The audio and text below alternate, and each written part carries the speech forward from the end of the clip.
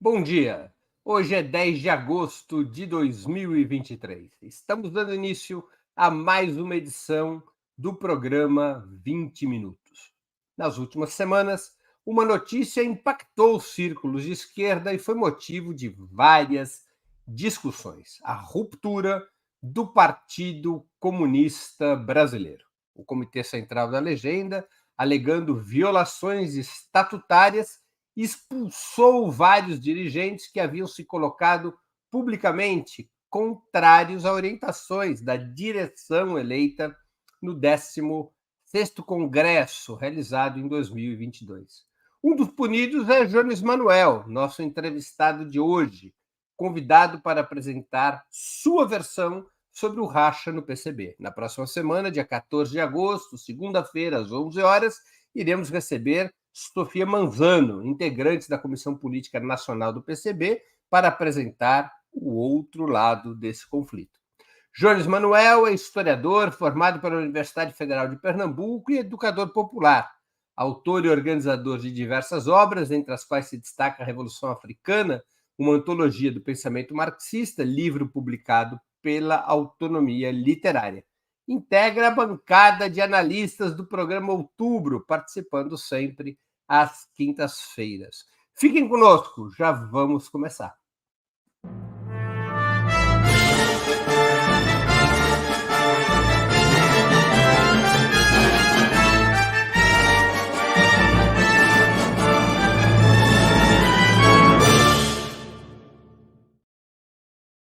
Bom dia, Jones. Muito obrigado por aceitar nosso convite. Uma honra ter novamente sua presença no 20 Minutos. Você é o primeiro dos convidados na história do 20 Minutos a chegar à 5ª participação no programa.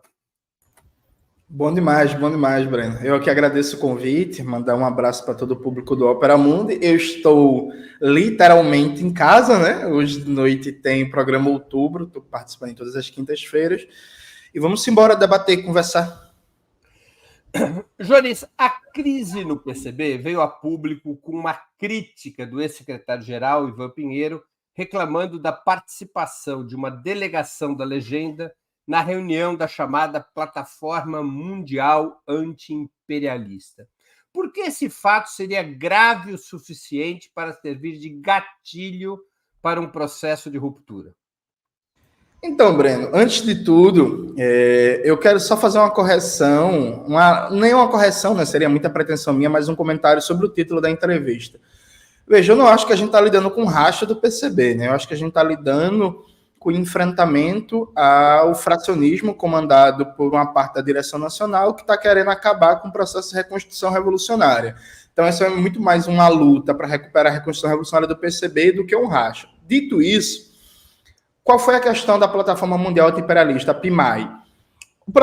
Existem dois problemas centrais, aqui de maneira bem rápida. Primeiro, as resoluções do PCB, tiradas no 16º Congresso em 2021, colocam como prioridade a gente construir o movimento comunista internacional, centrado no EIPCO, né, que é o Encontro Mundial dos Partidos Comunistas e Operários, e dentro do espaço do EIPCO a gente tem como prioridade de relação o chamado Polo Revolucionário, que é composto por Partido Comunista Turco, Partido Comunista Grego, Partido Comunista Venezuelano, Partido Comunista Mexicano e outras organizações. O PCB também participa de espaços mais amplos históricos, né, como a Federação Mundial das Juventudes Democráticas, a FEDIM e outros. Só que são espaços que têm uma história criada... Você participa do Fórum de São Paulo também? Como observador e de maneira crítica. Mas são espaços históricos que têm um lastro, que têm uma função e que, ainda que a gente não considere como estratégicos para a nossa concepção de revolução socialista e mundial, estamos lá fazendo disputas táticas. O caso da PMAI vai contra as resoluções, porque as resoluções não colocam que a prioridade do PCB seria construir novos espaços amplos que surgiram.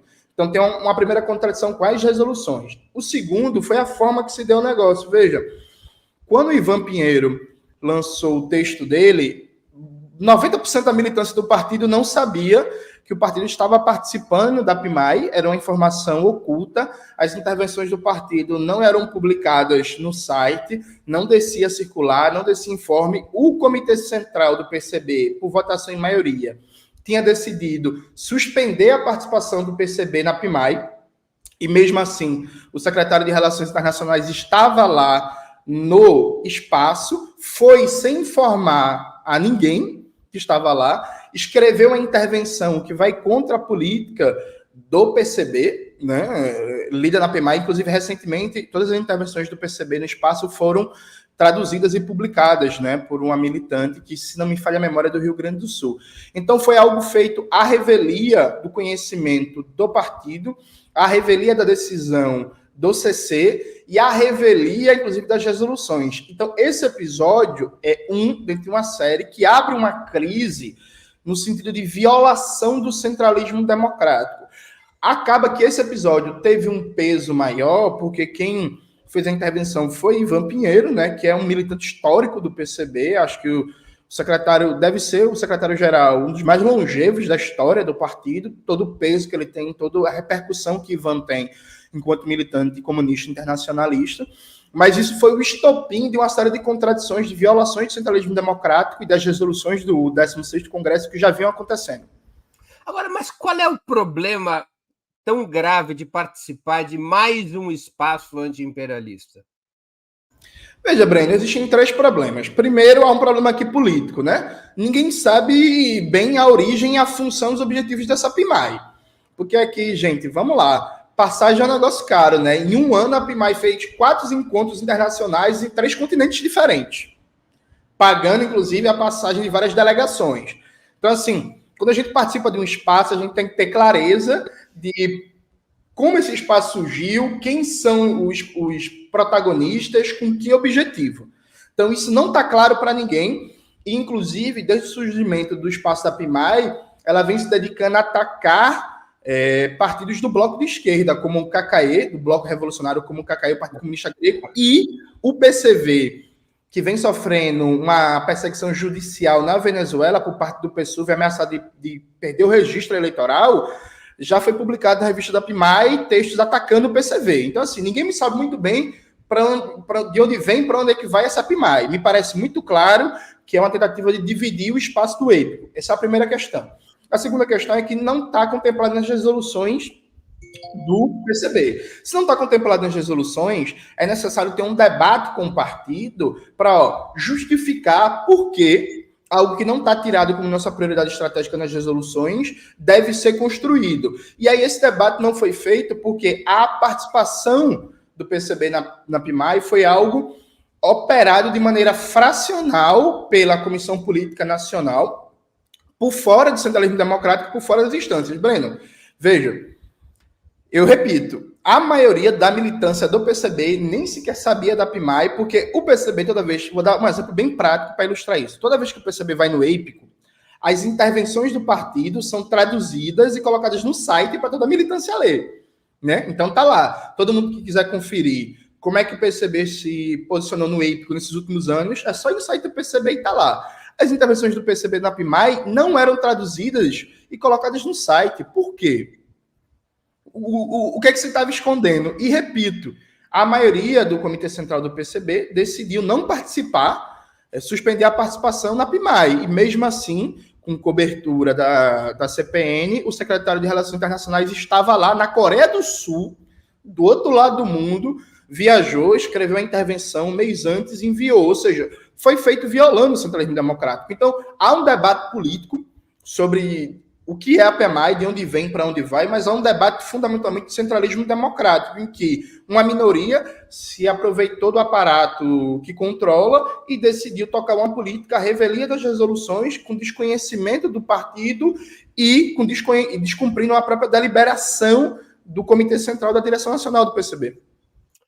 Além dessa questão sobre a participação ou não na plataforma mundial anti-imperialista, há outras divergências de fundo, divergências políticas que levam a essa crise, tanto divergências internacionais quanto desentendimento sobre a política nacional e outros temas? Veja, Breno, há várias e várias divergências de tática, de estratégia, de forma organizativa. Né? Eu posso citar só 2 exemplos que eu acho que são ilustrativos. Eu acho que o primeiro exemplo foi aprovado no 16º Congresso do PCB um boletim interno que seria para aumentar a circulação de informações no complexo partidário, porque hoje o PCB funciona muito a partir de um federalismo. Então, por exemplo, você entrevistou a Luísa, que é aqui de Bezerros. Então, em Bezerros, a galera está tocando um trabalho massa na área da cultura. A militância do PCB de Pernambuco e de outros estados simplesmente não tem como saber que trabalho está sendo tocado em Bezerros, porque não tem uma circulação de informações e a socialização de experiências. Então, foi aprovado no Congresso um boletim interno, que seria um espaço de circulação interna de informes e de debate, entendendo que nosso centralismo democrático tem déficits de informação, tem déficits de debate e de construção de uma verdadeira unidade orgânica, ideológica, política, a partir do debate, da reflexão, do confronto, sem atrapalhar o trabalho positivo. Essa tribuna interna de debates aprovada no Congresso não saiu do papel até hoje. Outra coisa que foi aprovada no Congresso foi a cotização progressiva, Breno. Tá tendo debate aí sobre a reforma tributária no Brasil. O PCB, embora não seja só isso, o partido mudou muito, mas a gente sabe que o PCB tem muita gente de classe média alta, com dinheiro. A gente tem um problema de finanças. A gente aprovou uma cotização progressiva, perfeito? Para melhorar e profissionalizar as finanças do partido e usando um velho princípio, né, de a cada um de acordo com suas possibilidades. Isso também nunca saiu do papel. Então, tem vários elementos que, inclusive, foram ganhos no Congresso das mudanças no partido, que a maioria do Comitê Central e da CPN simplesmente boicota. Só que aí a gente pode passar o dia inteiro debatendo essas divergências, mas o que é a questão central? Essas divergências convivem no partido há muito tempo, né? Em 2014 e 2016, por exemplo, uma fração de militantes acadêmicos do PCB tentou tirar marxismo-leninismo do partido, queria acabar com a ideia de que o PCB fosse um partido marxista-leninista e tinha como referência o Partido Comunista do Chile, né? Queria só um partido marxista, sem qualificação, partido marxista, pronto, em abstrato. Isso foi derrotado, né, em 2014, foi derrotado em 2016. Então a divergência existe há muito tempo, mas qual é o problema? O problema é que após a eleição de 2022, começou-se de novo um processo de expurgos e perseguições, né? Então, veja, a divergência existe há muito tempo, ela ficou clara no Congresso de 2021, só que se trabalhou dentro da perspectiva de que, temos divergências, mas vamos fazer esses debates internos, vamos fazer a construção positiva, vamos fazer o enfrentamento interno. Tanto foi assim que o nível, por exemplo, de tentativa de fazer debate interno era... Eu sei, por exemplo, que desde 2019 o Mauriazi tenta me expulsar do partido, com várias manobras possíveis. Nem por isso eu deixei de fazer várias lives, vários debates com o Mauriazi. Outro dia desse eu estava participando de uma live dele com a Boitempo e tratando como se fosse um grande camarada e amigo. E não é, mas é isso. Vamos fazer o debate interno, vamos fazer as disputas internas dentro da forma do centralismo democrático. Só que essa maioria decidiu promover uma série de expurgos. Aí, antes do texto do Ivan Pinheiro sobre a PIMAI, começou-se uma série de expurgos, de perseguições e de instalações de PD, que é uma sigla que a gente chama para processo disciplinar. Então, tinha gente sendo expulsa em Minas Gerais, o avanço das perseguições cresceu na Bahia. Breno, só para você ter uma ideia do nível do absurdo, em abril desse ano, eu fui informado que teria uma comissão disciplinar para me avaliar. Por quê? Porque na direção estadual do PCB Pernambuco, eu tinha feito críticas à ausência de política de segurança no Comitê Central. Então, o Comitê Central, a direção nacional do partido, não tinha uma política de segurança para a militância do Brasil inteiro, não só para mim, atenção, para a militância do Brasil inteiro. Então, na minha instância de direção estadual, eu critiquei um déficit, uma falha, uma debilidade da direção nacional. Por causa disso, veio a ameaça de um processo disciplinar e uma comissão para me investigar e apurar. Essa comissão, na primeira conversa que teve comigo, eu perguntei várias vezes, camaradas, onde é que nas resoluções do PCB é proibido criticar a direção nacional no espaço da direção estadual, da direção regional?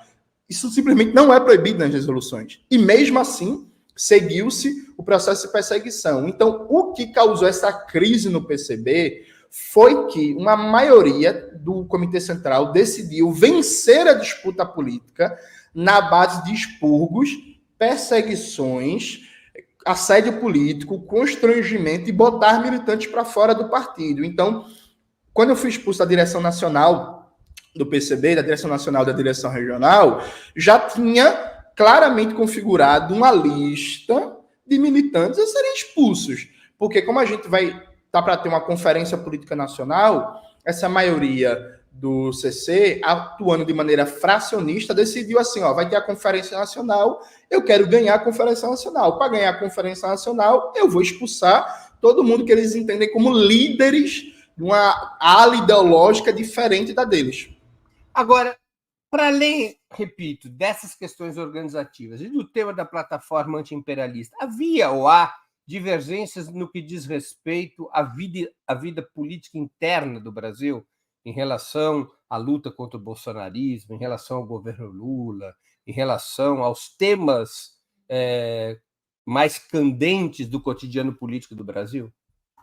Posso te dar 3 exemplos bem significativos. Acho que o primeiro exemplo, já na campanha Fora Bolsonaro, teve uma divergência muito grande, porque a maioria do Comitê Central adotou uma linha reboquista ao campo democrático popular. Naquele momento, o campo democrático popular estava na oposição, começou uma linha de primeiro, assim, vamos lá, vamos recapitular, né? Do 29 de maio, o primeiro ato Fora Bolsonaro, PT e companhia foi contra o bate de rua.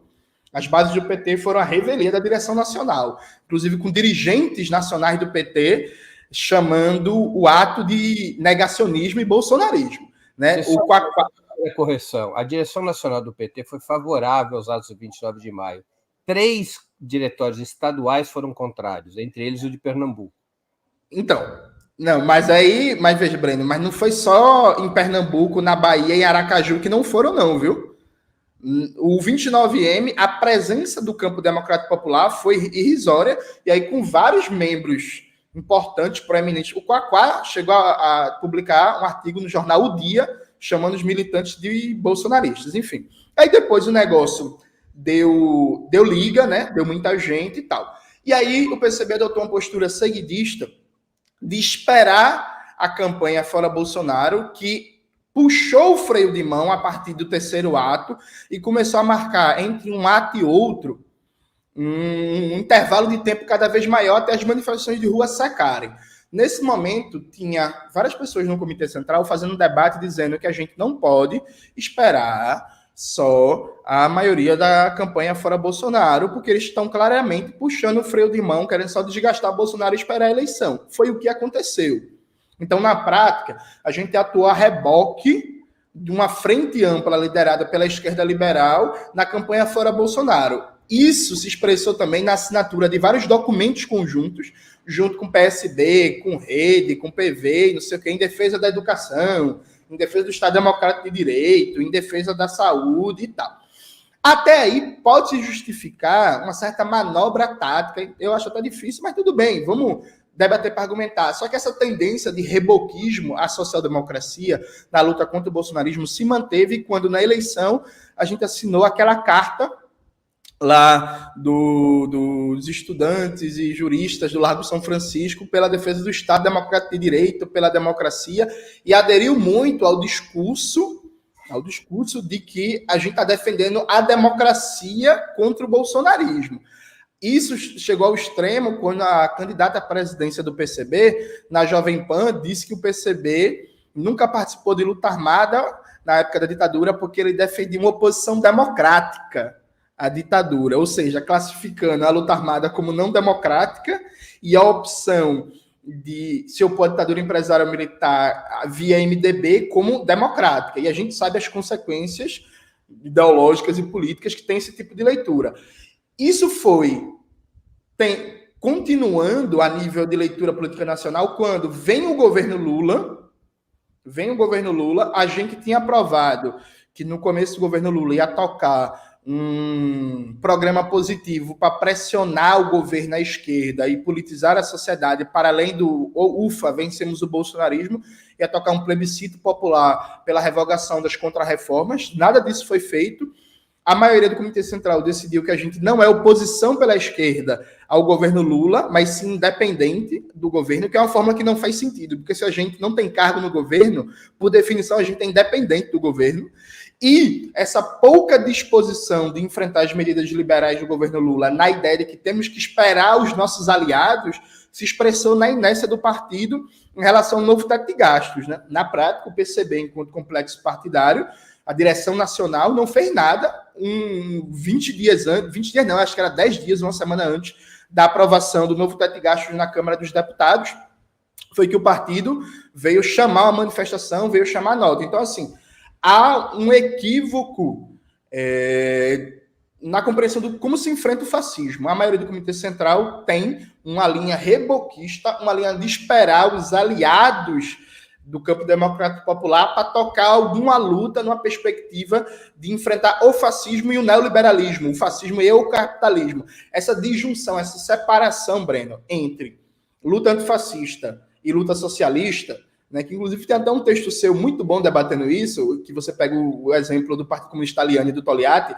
essa separação está vigente na maioria do Comitê Central do PCB. Essa é uma divergência, por exemplo, importantíssima, mas eu posso lhe dar outro exemplo, né? A gente tirou no Congresso do partido que existem categorias estratégicas da classe trabalhadora que a gente precisa ter foco organizativo para construir um movimento de massas revolucionário e para construir um sindicalismo classista. Reiteradamente, vários dirigentes do PCB nas reuniões do Comitê Central falaram que não existe categoria estratégica, que estratégica é a sociedade inteira, e são contra, de maneira direta e objetiva, a gente tirar uma política, por exemplo, direcionada para o crescimento do partido em rodoviários, em metroviários, na construção civil, nas enfermeiras e enfermeiros, enfim, nessas categorias centrais, de tal sorte que, onde isso acontece muito mais por iniciativas locais dos estados e cidades do que por uma deliberação do Comitê Central. E aí dou o terceiro exemplo. Foi aprovado no Congresso, no PCB de 2021, no 16º Congresso, que a gente precisa profissionalizar e centralizar a agitação e propaganda do partido. Porque a concepção leninista de agitação e propaganda é uma agitação e propaganda centralizada a partir dos instrumentos partidários. Pois bem, um dos nossos principais instrumentos partidários é o ICP, o Instituto Caio Prado Júnior. O ICP está lá nas resoluções do PCB, gente, da resolução 60 a 87. Está subordinado à direção nacional do PCB. A despeito disso, os acadêmicos que controlam o ICP fizeram a reunião, decidiram a presidência e a diretoria e só informaram a direção nacional. E aí, o trabalho do ICP está totalmente desconectado de qualquer planejamento, de qualquer política nacional e centralizada do Partido de Agitação e Propaganda. Então, assim, há uma resistência a centralizar esse trabalho, que centralizando esse trabalho você teria que debater, teria que planejar, teria que democratizar, teria que inserir novos militantes. Então, o ICP, por exemplo, é um feudo dos acadêmicos que ninguém mexe. Então, não tem como centralizar a agitação em propaganda e, por exemplo, coordenar o Revolution, o meu canal, o canal do Gaio Fato, com o ICP, com a Narco Reis, com não sei o quê, porque há um boicote, uma negação explícita em a gente criar um complexo unificado de agitação e propaganda. A prova disso é que o PCB, Breno, com essa ruma todinha de acadêmicos, o PCB não tem um trabalho literário, sabe? O PCB não tem um trabalho literário consolidado, o PCB não tem um trabalho de agitação e propaganda nas redes consolidado, o PCB patina ainda hoje para ter o seu jornal. Então, isso não é só por incompetência, por falta de expertise no trabalho, isso é uma política deliberada dos acadêmicos, porque a dispersão dos meios de comunicação e de agitação e propaganda... De acadêmicos? Os acadêmicos... É porque, assim, há uma ala no partido que seu elemento de unidade é uma solidariedade corporativa acadêmica, né? São professores universitários que... por muito tempo foram a cara do PCB. Você vai lembrar, Breno, que o PCB até 2013 era conhecido como um partido das boas análises de conjuntura, né? Então, quando alguém queria uma análise de conjuntura, chamava o PCB, mas em termos de intervenção de massas, em termos de presença nas lutas, o PCB tinha muito pouco, né? Esse grupo, ao ver o crescimento do partido, em vez de ficar feliz, em vez de ficar contente porque o PCB voltou a crescer, voltou a ganhar inserção de massas, eles blocaram numa atuação fracional e começaram a fazer um processo de sabotar o crescimento do partido, de tentar sabotar o JC, de tentar botar para fora militantes que eles consideram discordantes, porque eles acham que o crescimento do partido pode fazer com que eles perdam o controle da máquina partidária. Então, acho que vale muito a pena citar que, no começo de julho, a proposta de criar uma comissão de investigação em torno do fracionismo promovido pelo ex-secretário-geral Ivan Pinheiro, tendo como consequência expulsar todo mundo que essa comissão indique como próximo de Ivan Pinheiro, essa proposta foi do Mauriazi. O Mauriazi passou 20 anos falando contra o stalinismo, e aí na reunião, o Mauriazi foi que deu a forma teórica, né, para a política de expurgos. Inclusive, essa reunião, uma camarada que inclusive foi expulsa, ela falou assim, camarada, a gente tem um partido aqui em crise, a gente precisa recuperar a unidade. Para recuperar a unidade, a gente precisa ter um tratamento democrático e igualitário com todo mundo. Então, eu proponho que seja uma comissão para investigar todo o fracionismo, porque eu tenho muitas provas aqui do fracionismo, por exemplo, da direção da Bahia. Aí o Mauriazi respondeu, não, porque se a gente assume que tem mais de um fracionismo, a gente assume que tem uma crise no partido. E não existe uma crise no partido. O que existe são vocês criando uma crise, e aí é só o fracionismo do Ivan Pinheiro. Então, vamos expulsar todo mundo e a coisa fica resolvida. Foi mais ou menos essa a lógica. Esses desacordos já estavam presentes no 16º Congresso do PCB, realizado em 2021? Sim, Breno. Já estavam. E aí, veja, acho que tem alguns dados importantes, né? Você foi militante do PCB. Acho que tem um dado que você vai até puxar pela memória, né? O PCB, em períodos passados, os congressos do partido, as tribunas de debate eram publicadas no jornal, né? Todo mundo podia ler, a militância acompanhava e tal. Então, você sendo delegado ou não do congresso, você tinha acesso às tribunas de debate. Inclusive, é muito comum na história, quando você vai em sebos e tal, você pegar livros de autores ou compilados sobre temas que foram tribunas de debate do PCB e que depois foram publicados em livro, sabe? Isso é muito comum na história do partido. Então, a primeira informação importante, o 16º Congresso do PCB foi a primeira vez na história do partido em que as tribunas foram fechadas à leitura só para delegados. Então, se você não fosse delegado do partido, você não podia ler as tribunas. Então, imagine, Breno, a situação esdrúxula. Você é militante do PCB há 10 anos, por uma série de questões, não importa qual, você não foi eleito delegado. Você não podia acompanhar os debates. Historicamente, mesmo na clandestinidade, as tribunas congressuais do PCB podiam ser lidas pelo público em geral. Exatamente. Não, as tribunas eram abertas para o povo brasileiro, para o povo entender o que é que o partido estava debatendo. Essa foi a primeira vez, Breno, nem na ditadura isso aconteceu, que as tribunas de debate foram fechadas à leitura, porque tem gente se aproveitando de militantes mais novos que conhecem menos, dizendo assim, sempre foi fechado. Não, calma. A escrita é para delegados. Delegados escrevem para a tribuna de debate. A leitura sempre foi aberta. Então, acho que esse é o primeiro sintoma, né? Foi a primeira vez em toda a história do partido que as tribunas foram fechadas. E aí apareceu, durante o Congresso, várias divergências de tática, de estratégia, de forma organizativa e por aí vai. E a maioria dessas divergências se deu em torno de estratégia nacional da Revolução Brasileira, política internacional e centralismo democrático. Vamos para essa didática chamada de ala esquerda. A ala esquerda do Congresso conseguiu ganhar a cotização progressiva, foi aprovado. Conseguiu aprovar a tribuna, o boletim interno permanente. Conseguiu garantir nas resoluções que a gente não separa a luta antifascista, a luta contra o bolsonarismo, da luta ao socialismo, dando um caráter revolucionário à luta ao fascismo, sem entrar em etapas. Primeiro a gente derrota o fascismo, depois a gente luta pela revolução. Conseguiu garantir que o PCB tivesse uma política centrada na construção do movimento comunista internacional a partir do polo revolucionário. Só para você ter uma ideia, Breno, nas pré-teses do Congresso, veio uma tese dizendo que a tarefa central do PCB era lutar para democratizar a ONU. Né? Isso foi derrotado no Congresso. Isso foi derrotado. A ONU. A ONU. Parecia o PT nos anos 80, que tinha essas coisas meio habermasianas, que queria democratizar a ONU. Nos anos 80 não, aliás, o PT dos anos 90. Porque para o PT dos anos 80 isso seria peleguice, né?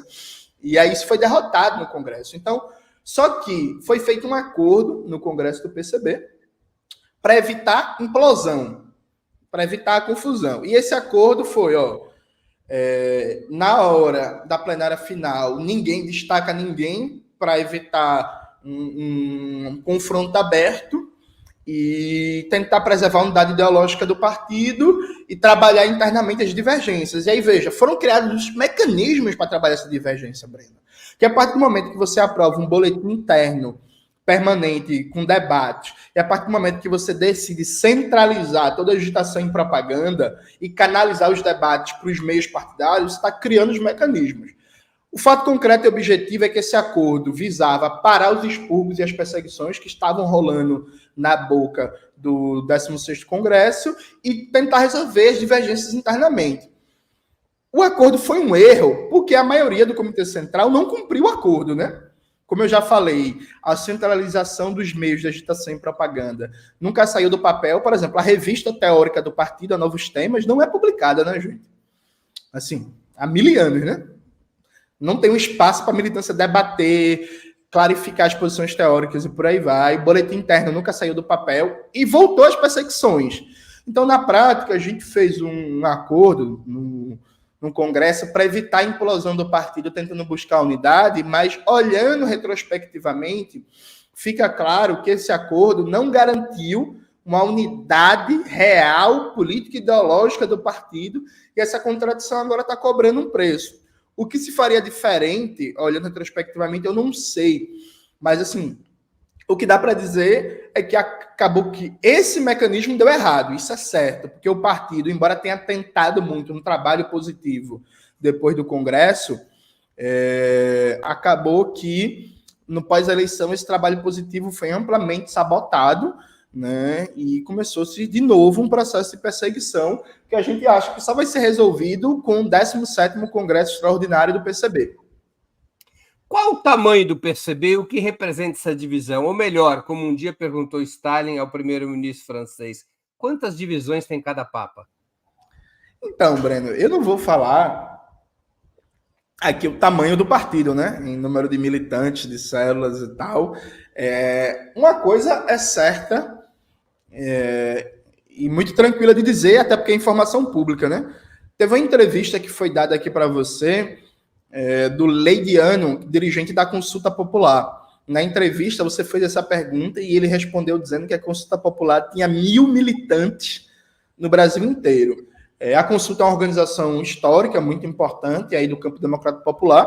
O PCB é umas 10 vezes maior do que isso hoje, pensando todo o complexo partidário. Esse é um ponto. Quando você fala complexo partidário, você está se referindo a quê? Partido e coletivos partidários. O JC, Minervino de Oliveira, Ana Montenegro, Unidade Esses Classe. coletivos não necessariamente quem milita está afiliado ao PCB. Essa é uma polêmica que a gente vai chegar já já, mas vamos lá. E aí, além disso, o PCB vinha crescendo aos vistos, Breno. Assim,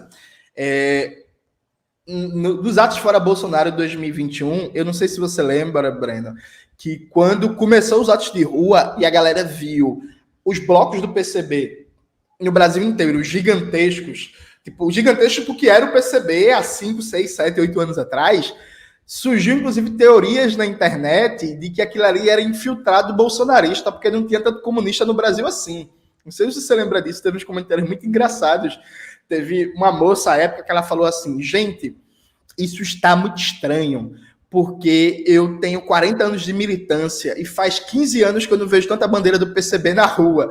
Então, assim, o PCB vinha crescendo, né? Claro, muito aquém das necessidades da Revolução Socialista, da construção do poder popular, muito aquém de realizar um giro operário popular para o partido cada vez mais se proletarizar, ter base de massas, ter enraizamento, tá, muito aquém. Mas o partido claramente vinha crescendo e teve, Breno, acho que é bom dizer, o melhor resultado eleitoral dos últimos 20 anos na eleição passada, né? Em Pernambuco, que foi o estado que teve o melhor resultado eleitoral do Brasil inteiro, em termos proporcionais, a gente conseguiu ficar à frente do PSOL, ter 3 vezes mais votos que a candidatura do PSOL, Isso nunca tinha acontecido, né? Assim, a nível estadual. Em São Paulo, a gente conseguiu fazer uma campanha incrível com Gabriel Colombo, que também foi expulso do PCB.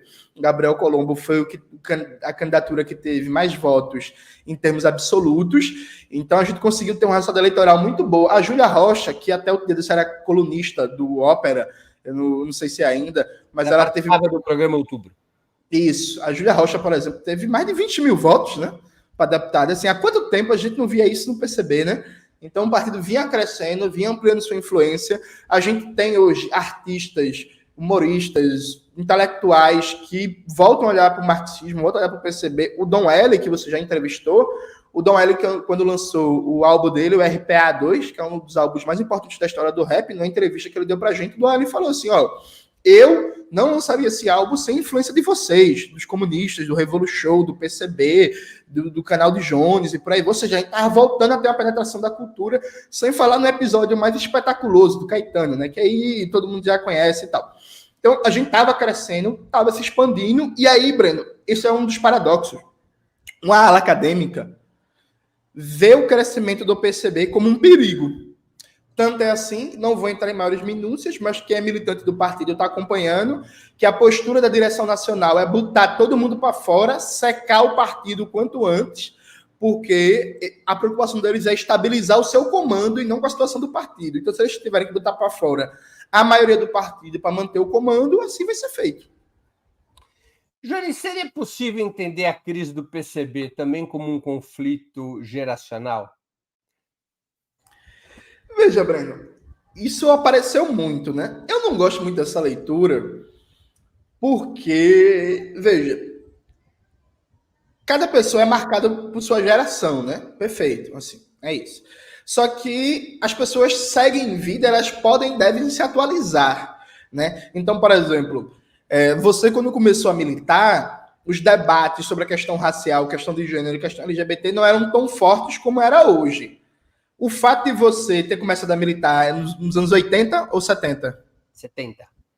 O fato de você começar a militar nos anos 70, por exemplo, não justifica você estar desatualizado, por exemplo, dos debates sobre questão racial e marxismo negro e anticolonial. Tanto é assim que você conhece. Eu vi seu vídeo outro dia desse sobre as rebeliões na África Ocidental e o conhecimento que você tem de Thomas Sankara, da Burkina Faso, da Revolução Anticolonial, percebe? Então, assim, o elemento geracional ele é importante para dizer como as pessoas foram formadas, mas ele não pode ser justificativa. Acho que esse é um ponto importante. Há uma contradição, eu acho muito mais, ao meu ver, de base social. Por que de base social? Veja, o PCB, a geração que resistiu a Roberto Freire, ela cumpriu uma tarefa incrível e fantástica. Ela manteve o partido. E eu falo isso sem ironia, sem nenhum deboche. É uma tarefa incrível. O PCB não acabou, gente, formalmente. Nunca. Nunca teve um período sem o Partido Comunista Brasileiro existir. Agora, o PCB existiu muito mais como um repositório de uma imagem do passado para levantar a bandeira e tal. Objetivamente, nos anos 90, no começo dos anos 2000, a intervenção de massa do PCB era muito pouca. Consequentemente, a base de massas do PCB, no geral, que não significa que não tivesse trabalhadores, pessoas negras, mulheres da classe trabalhadora, mas a base social do PCB, no geral, eram de funcionários públicos de melhor salário, de pessoas ligadas a profissões mais intelectualizadas, assistente social, professor, filósofo, antropólogo, funcionários públicos de maior poder aquisitivo e por aí vai. Então, o PCB tem uma base muito pequena burguesa, não só, mas predominantemente. A partir de 2010 e se acelerando a partir de 2013, a base social do PCB se diversifica, Breno. O PCB passa a ter cada vez mais pessoas da classe trabalhadora, pessoas precarizadas, pessoas negras, pessoas LGBTs e por aí vai. O partido vai de maneira muito contraditória, de maneira muito suficiente, mas o partido vai se proletarizando.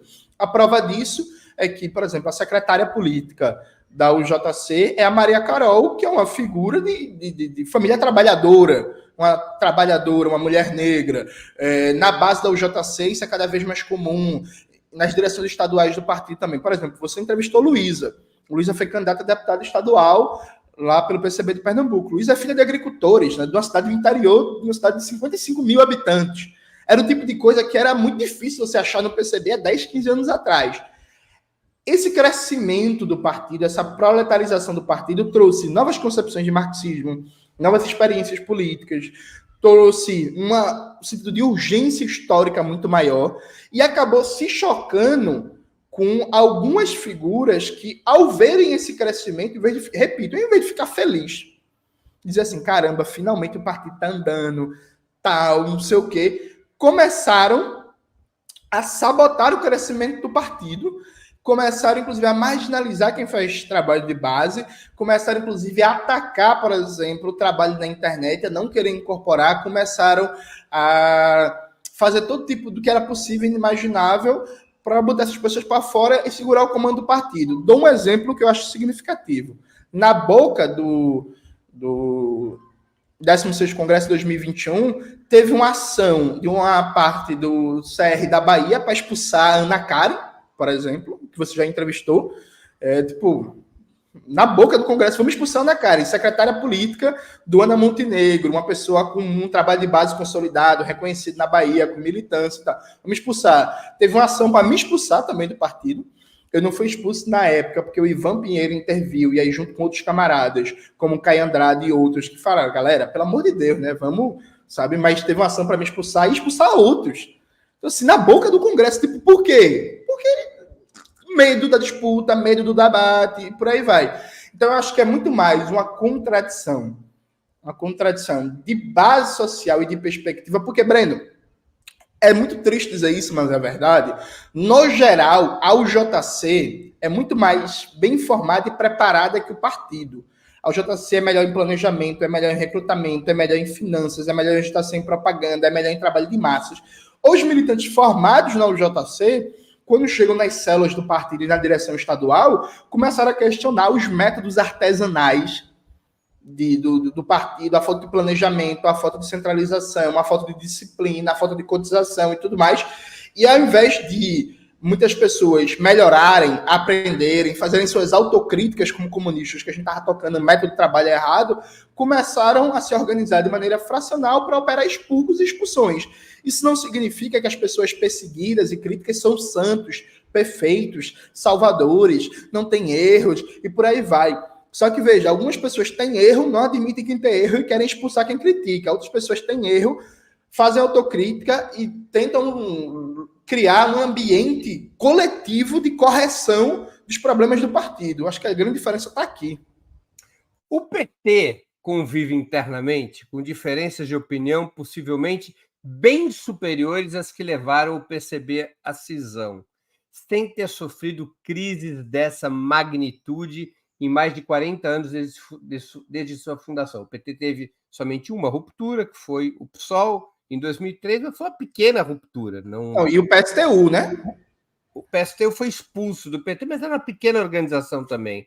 Pouco impacto teve na estrutura do PT. O PT não se organiza através do centralismo democrático. O PT se organiza por um outro sistema, que é o sistema de tendências. Eu faço a pergunta: o chamado centralismo democrático não poderia representar um modelo eficaz para determinados períodos históricos, como os de grande repressão ou os períodos de ação revolucionária direta, mas acabar sendo demasiadamente rígido para lidar com o debate de divergências?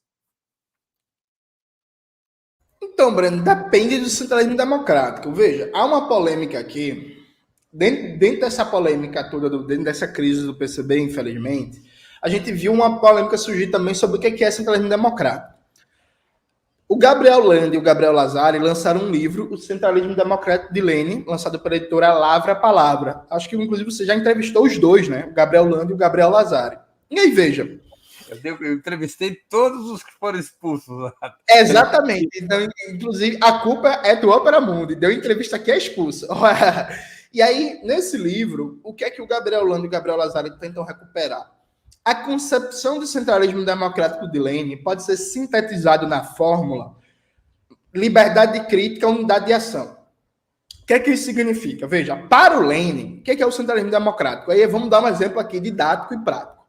A gente define no Congresso que existem categorias estratégicas que devem ser prioridade no processo de trabalho de massas revolucionário e no recrutamento. Dentre essas categorias estratégicas está lá rodoviários. Então, isso está tirado em Congresso. Perfeito. Vamos cumprir as deliberações congressuais. Só que, a partir do momento que você tirou em Congresso que os rodoviários são uma categoria estratégica que deve ser prioridade de recrutamento, isso não resolveu os problemas. Pelo contrário, isso deu um problema você resolver. Como recrutar rodoviários, como organizar e por aí vai. O que é que Lênin defende? O que é que Lênin defendia? Lênin defendia que, por exemplo, na imprensa partidária, no jornal do partido, na revista teórica do partido, os militantes têm que ter liberdade para debater abertamente, amplamente, inclusive recebendo contribuições de gente que não é do partido, sobre como trabalhar o recrutamento e organização dos rodoviários. Então, Breno, eu sou militante do PCB. Eu acho que a gente deve trabalhar recrutamento de rodoviários a partir de unidades mais amplas nos sindicatos, criando oposições de esquerda nos sindicatos pelegos e aí indo ganhando as bases aos poucos. Só que você também é militante do PCB, você acha que esse não é o caminho correto, que o caminho correto é a gente começar a fazer trabalho comunitário no local de moradia onde os rodoviários moram e a partir daí a gente ir recrutando, organizando eles. A gente tem que debater livre e abertamente nos meios de comunicação do partido, nos espaços do partido, ou seja, todo debate, toda crítica que não atrapalhe o trabalho positivo, que não vá contra o Congresso. Esse é o centralismo democrático de Lênin, percebe? O que se criou no Brasil, e que infelizmente o que vige na maioria do PCB, é uma concepção do centralismo democrático em que tem as resoluções, e a partir do momento que as resoluções foram tiradas, a direção é onisciente, é uma espécie de infabilidade papal, para interpretar as resoluções sem precisar que os militantes debatam de maneira permanente para criar uma verdadeira unidade ideológica e para corrigir os problemas do trabalho prático. Então, é uma noção que é mais ou menos assim, tiramos na resolução que os rodoviários são categorias estratégicas. O que vai acontecer agora? A direção vai dizer como fazer. Só que, veja, isso não é o centralismo de Lênin. Então, assim, a gente pode debater se o centralismo democrático praticado no Brasil tem déficits de flexibilidade tática para lidar com a divergência, para lidar com concepções diferentes de marxismo e por aí vai. E aí é um debate que eu estou de acordo. Agora, o centralismo democrático de Lênin, repito, muito bem sintetizado no livro, o centralismo democrático de Lênin, editora Lavra a Palavra, aí ele não. Ele consegue dar conta, porque, inclusive, a ideia de Lênin é organizar a polêmica. Então, essa parte, inclusive, as pessoas esquecem, né? Que, para Lênin, o centralismo democrático, a parte democrático, significa organizar internamente a polêmica e as divergências e o pau comer de maneira respeitosa e desde que não se prejudique o trabalho positivo. Então, não se prejudica o trabalho positivo, Breno, eu e você pode debater a vera sobre China, sobre Rússia, sobre Venezuela, sobre trabalho de massa, sobre trabalho territorial, sobre agitação e propaganda, sobre finanças. Pau quebra para a gente criar unidade, para a gente corrigir rumos, para a gente tirar a política mais acertada, para materializar as resoluções do partido. Tem uma pergunta de um espectador que contribuiu com o Superchat, o Antônio Silveira Júnior, mas acho que você já respondeu logo no início do programa. E essa questão da plataforma internacional anti-imperialista, Jones, gostaria de entender melhor essa questão. Talvez o Antônio não tenha visto o início, mas o vídeo vai ficar gravado, é só ele ir lá para o começo da entrevista. O Jones detalhadamente falou desse tema. De toda maneira, agradeço ao Antônio Silveira Júnior por ter contribuído e por ter feito essa pergunta. Jones, o que farão os dissidentes? Irão criar um novo partido? Não, veja, Breno, eu acho que primeiro a gente não é dissidente, né? Nós somos comunistas perseguidos pela maioria fracionista do Comitê Central.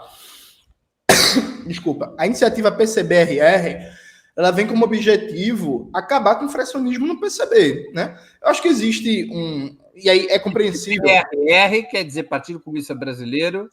Reconstrução Revolucionária. Não é RR de Roraima.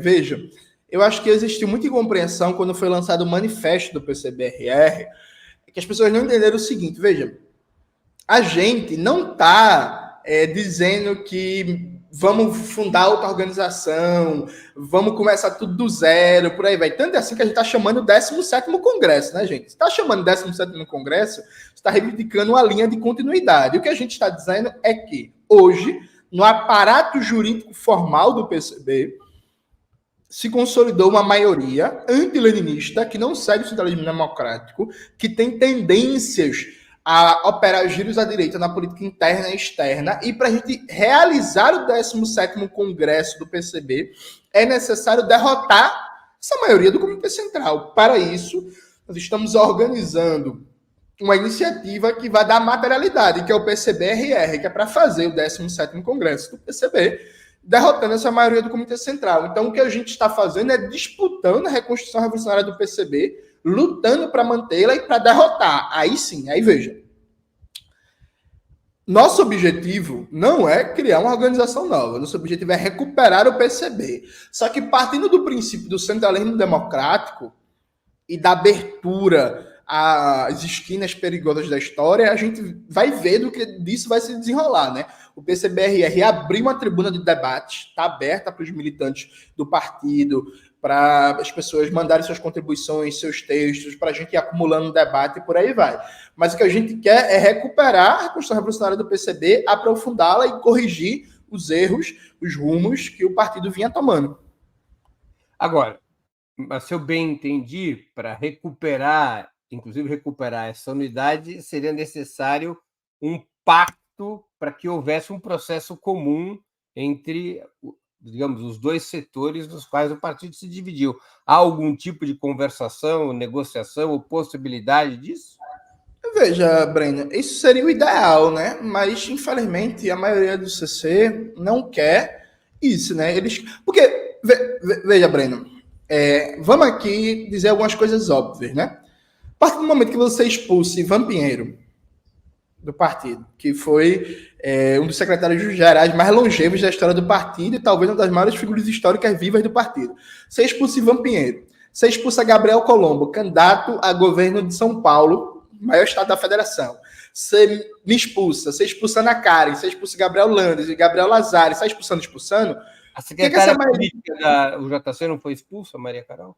Não, a Maria Carol não foi expulsa, não, ainda bem. Então, veja, a partir do momento que você expulsa essas figuras, Breno, qual é a consequência óbvia? Você vai ter um racha, no sentido de que várias pessoas vão ficar indignadas, vão sair, vão querer se organizar para resistir, ou então vão cuidar da vida. Então, o que foi que essa maioria fracional imaginou? Olha, vamos expulsar essa galera, eles vão reclamar, vai sair umas 30, 40 pessoas junto, e aí a gente continua mandando no partido e o partido crescendo. Só que aí o que foi que os expulsos fizeram? Os expulsos se organizaram contra essa arbitrariedade em defesa dos princípios da reconstrução revolucionária do PCB. Então, assim, eu sempre pergunto às pessoas, porque muita gente, Breno, me criticou, porque depois que eu fui expulso das instâncias de direção, num processo viciado, sem o mínimo de democracia, a gente me questionou porque eu fui a público, inclusive divulguei publicamente os documentos do meu processo. Aí eu sempre pergunto para as pessoas, galera, era para fazer o quê? Assim, os expulsos, que estavam sendo expulsos, Gabriel Colombo, Gabriel Lando, Gabriel Lazari, Ivan Pinheiro, Ana Karen, Lorena, não sei o que, era para fazer o quê, assim? O que a gente ia fazer? Sabe? A gente não quis sair para cuidar da vida, desistir da militância comunista, todos somos comunistas, né? Comunistas de carteirinha, como diria a expressão antiga, e não quisemos ir para outra organização. Então a gente se organizou e decidiu lutar, junto com vários camaradas que, mesmo não expulsos, não perseguidos, veem as arbitrariedades, os absurdos, a violação do centralismo democrático, a violação das resoluções, e decidiram resistir. Então é basicamente isso, a gente está lutando para recuperar o PCB. Agora, o controle jurídico formal da sigla pertence ao Comitê Central. Então, assim, né, Helena? Sim, mas assim, a tarefa eleitoral é uma tarefa importante, mas ela não é central no Partido Revolucionário. Veja, aqui não tem nenhum esquerdismo. Não, é mais do que o eleitoral, a sigla, PCB? Então, mas vamos lá, aqui não tem nenhum esquerdismo de desprezar o papel das eleições e por aí vai não, né? Tanto foi assim que, veja, Breno, depois das eleições, no Brasil inteiro, você teve quase 10 mil pessoas procurando o PCB para se organizar por causa da visibilidade que o partido teve no cenário eleitoral, né? Essa questão da sigla, jurídica, do eleitoral, a gente vai ver. É isso. Simples e objetivamente, não tem uma resposta. Agora, inclusive, mandem contribuições, tribuna de debate, para a tribuna de debate do PCBRR sobre isso. É um negócio incerto, porque a gente não sabe o desfecho disso. A gente espera, e espera muito, que a gente consiga garantir um partido comunista reconstruído, com os princípios da Reconstrução Revolucionária, unificado, que tenha seu registro eleitoral, que tenha sua sigla. O que vai dar disso a gente não sabe, né? Mas assim, deixando claro, Breno, que quem nega qualquer unidade não é as pessoas que estão construindo a iniciativa PCBRR, é aqueles que querem expulsar todos os discordantes. Você calcula que a ala a qual você pertence represente quanto por cento da militância do PCB? Esse tipo de coisa, Breno, é muito incerto, né? Não dá para você contabilizar isso. Agora, uma coisa é certa, veja, no partido você tem muitas pessoas que concordam com a iniciativa PCBRR para salvar a Reconstrução Revolucionária do PCB. Você tem pessoas que discordam da iniciativa PCBRR, mas têm críticas fundamentais e radicais ao Comitê Central, a maioria do Comitê Central.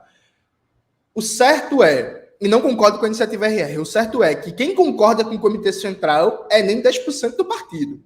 Veja, na prática, esse Comitê Central perdeu toda a sua legitimidade, perdeu toda a base. Então, assim, tem quem concorda com o PCBRR, tem quem discorda. Isso são grandes alas, por assim dizer. Agora, quem concorda com o Comitê Central, quem defende o Comitê Central sem críticas, é praticamente ninguém. Então, como diria um ditado, eu acho que é gaúcho, eles estão pendurados na brocha, né? Janice, nós estamos chegando ao fim da nossa conversa. Eu queria fazer 2 perguntas que eu sempre faço aos nossos convidados e convidadas antes das despedidas, como você bem sabe. A primeira é: qual livro gostaria de sugerir aos nossos espectadores? A segunda: qual filme ou série poderia indicar a quem nos acompanha? Perfeito. Antes disso, Breno, só uma coisa importante na minha fala anterior. Veja, isso não significa dizer que a gente vai costurar um acordo como foi feito no Congresso de 2021. O acordo aqui, o único acordo possível e inimaginável é o 17º Congresso do PCB, com debate aberto, realmente democrático, com toda a militância para a gente superar essa crise. Não existe outro acordo que não esse. Dito isso, livro Estratégia e Tática da Hegemonia Proletária, do Vladimir Ilyich Lenin, lançado pelo Lavra Palavra, esse livro maravilhoso. Esse livro sintetiza as contribuições de Lenin para pensar uma hegemonia proletária. Acho que esse ponto é fundamental, porque o conceito de hegemonia, gente, inclusive, não é de Gramsci, viu? Esse ponto é importante. O conceito de hegemonia é de Lenin, e Lenin desenvolve o que seria a organização revolucionária atuar para ser o portador da direção política e moral da classe trabalhadora na luta de classes numa sociedade. O filme é um filme, eu vi recentemente, Breno, um filme maravilhoso, um filme alemão, maravilhoso não, bem marromeno, mas é um bom filme, que é Paraíso, que faz um debate sobre exploração capitalista a partir da ideia de comércio do tempo de vida, né? Que é um filme muito interessante para a gente pensar a metáfora da mais-valia. Vale a pena ver, é um bom filme. Lembra, inclusive, o roteiro do Netflix. Lembra, inclusive, o roteiro do filme O Tempo do Amanhã, aquele clássico filme do Justin Timberlake. Eu também assisti recentemente o filme indiano RRR, né? Revolta, Rebelião, Revolução, que fica como uma segunda dica aí para quem não assistiu ainda. Veja esse filme. Na última entrevista você já deu como dica esse RRR. Perfeito. E série, eu vou repetir, Breno, a dica. Infelizmente, peço desculpas aí ao público do Opera Mundi, mas eu vou recomendar de novo a série Heroes, que é uma série que chegou agora na 3ª temporada. É uma série com roteiro... Warrior, Warrior. Eu não sei falar inglês não, Breno, eu falo brasileiro. Guerreiro. Warrior. Nosotros hablamos português e espanhol. E aí é uma série com roteiro original escrita por Bruce Lee, muito boa, que faz um debate sobre exploração da classe trabalhadora, racismo, xenofobia, exploração capitalista, luta de classes, e que tem muita ação, viu? Para quem gosta de um bom filme de arte, uma boa produção de artes marciais, de Kung Fu e tal, a coreografia marcial da série é uma coisa fantástica. Chegou agora a terceira temporada, eu estou reassistindo toda a primeira e a segunda para começar amanhã a terceira temporada. Então assistam, que é bom demais, ó. Chuchu, beleza. Jones, eu queria agradecer muito pelo seu tempo e por essa conversa tão informativa. Muito obrigado por ter aceito o nosso convite. Eu que agradeço, Breno. Foi um prazer. E hoje, 7 horas da noite, estamos aí de novo no Opera Mundi, no programa Outubro. Chamo todo mundo, vamos lá acompanhar. Lembro que no dia 14 de agosto, segunda-feira, às 11 horas, iremos entrevistar Sofia Manzano, da Comissão Política Nacional do PCB, para apresentar o ponto de vista da direção dessa legenda no conflito em curso. Agradeço a todos e todas que assistiram a esse programa, em especial aqueles e aquelas que puderam fazer contribuições financeiras ao nosso site e ao canal de Opera Mundi no YouTube. Sem vocês, nosso trabalho não seria possível e não faria sentido. Um grande abraço a todos e a todas.